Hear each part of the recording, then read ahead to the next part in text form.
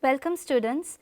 This is an initiative taken by the Directorate of Higher Education, Government of Goa for developing e-content learning in the subject of economics.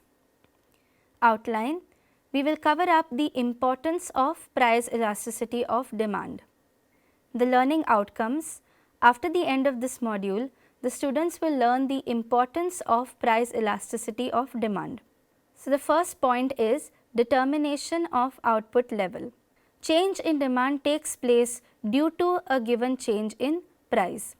So, the firm needs to have perfect knowledge about what elasticity of demand the product has. The second importance is determination of price.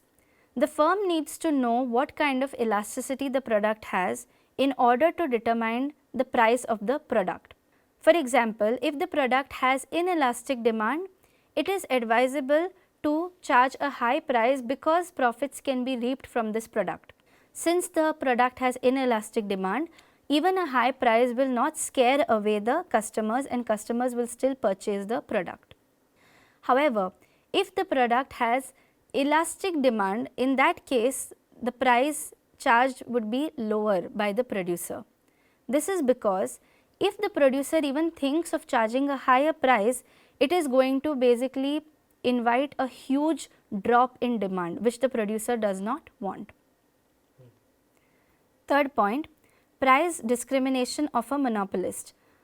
A monopolist is a single seller in a market where there are large number of buyers.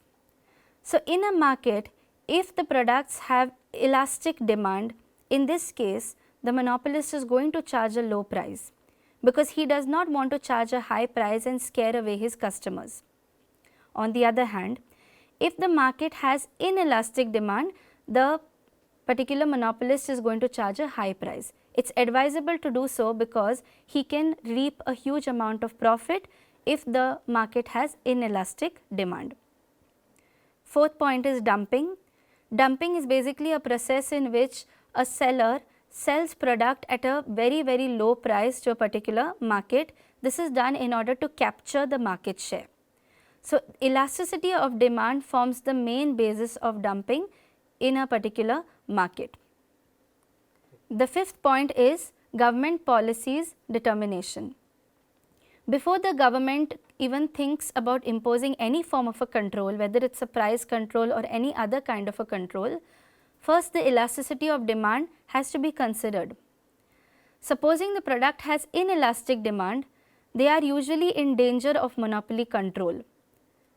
So, in this case the government can place restrictions and declare these products as public utilities, so that the monopolist does not take control over that particular market. The sixth point is market forms.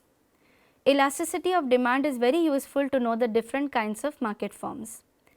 If the demand is perfectly elastic in nature, this is usually the characteristic of perfect competition. Supposing you have a downward falling demand curve, it could either be monopoly or monopolistic competition. So, based on the elasticity of demand of the products, you can characterize and say whether the market is perfect competition, monopoly, monopolistic or any other competition. So, we covered the different importances of price elasticity of demand in this module. Thank you.